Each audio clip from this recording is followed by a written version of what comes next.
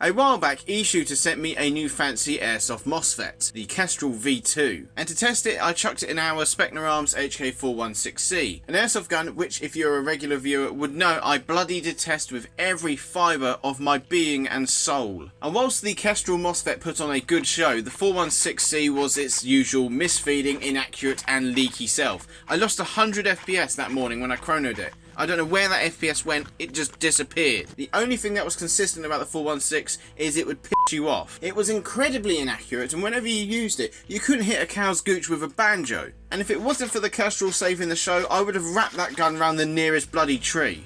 Work! Just work for 1 minute!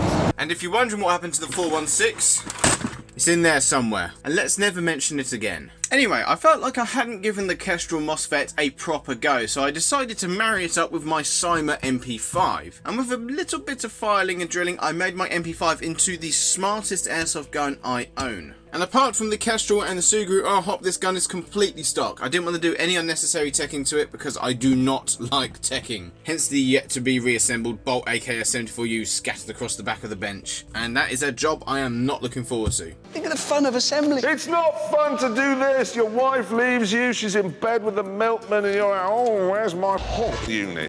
The MOSFET pairs with my phone via Bluetooth with ease, and when I first used the Kestrel I found that sometimes I had to toggle location services on and off to help with the pairing. However, the app now requires you to turn on location services just to help with that pairing. It might just be the age of my phone, and there's been a few little software improvements since I first used it. For example, now you can use presets, so you can save a bunch of settings and have that as a default setting, so that way you can choose that preset to configure your gun in different ways without having to go through all the settings and manually do it. Right now I've got the MP5 semi on semi, and on full auto I have binary.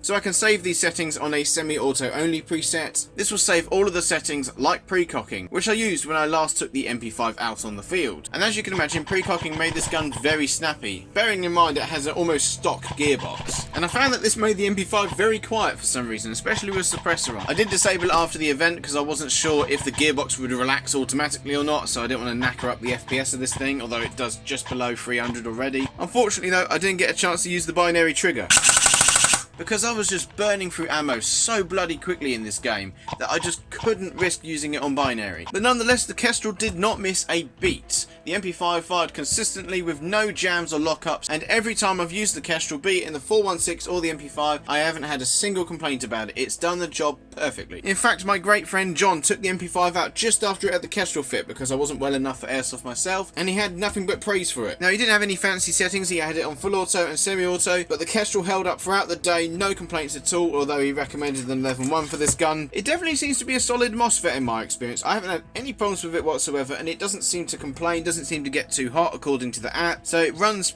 sweet as a nut as far as I'm concerned. Now, there was one feature that I really wanted to try with the Kestrel, but unfortunately I couldn't get it to work with the 416, and that was magazine mode. Now, the Eshooter comes with a little switch that you would attach to the bottom of your gearbox, and that would detect any magazine going into the magwell. And if you enable magazine mode on the app, basically every 30 rounds the gun would cut out until you reloaded, and the button would detect that you had reloaded, and then the MOSFET would reset and you could carry on shooting. Unfortunately, I didn't get on too well with the old style of magazine switch. It was a little surface mount button and it just wouldn't mesh right with the magazines. You couldn't get the magazines in properly, so I didn't bother using it. And since then, Kestrel have massively improved the magazine switch. It now looks like a little micro switch which goes in where the safety lever usually would be, and it doesn't appear to get in the way of the magazine when reloading. But then I had a brainwave. I extended the two switch wires from the MOSFET and 3D printed a pair of contacts to go in the front of the MP5 bolt. Now, unfortunately, it's a bit of a work in progress, and it didn't help that I had to cut the wires the other day to get the hop unit out. But now when the MOSFET cuts out after 30 rounds,